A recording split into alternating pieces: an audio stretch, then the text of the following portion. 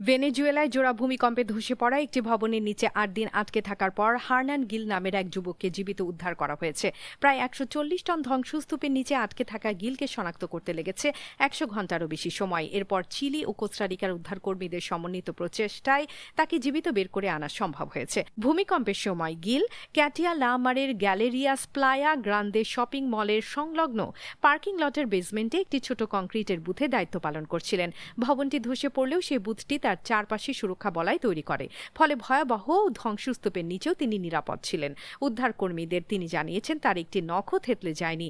চিলির উদ্ধারকর্মীরা জানিয়েছেন এটি তাদের সবচেয়ে জটিল ও প্রযুক্তিগতভাবে কঠিন অভিযানের একটি ছিল। কোস্টারিকার রেড ক্রসের প্যারামেডিক অ্যালান মাদ্রিগাল বলেন, এত কঠিন পরিস্থিতি থেকেও গিল প্রায় অক্ষত অবস্থায় বেরিয়ে এসেছেন। প্রথমে গিলের অবস্থান শনাক্ত করেন উদ্ধারকর্মী মাদ্রিগাল। তিনি জানান, প্রথমে নিজের কানকে বিশ্বাস করতে পারেননি এবং নিশ্চিত হওয়ার জন্য সহকর্মীর সহায়তা নেন।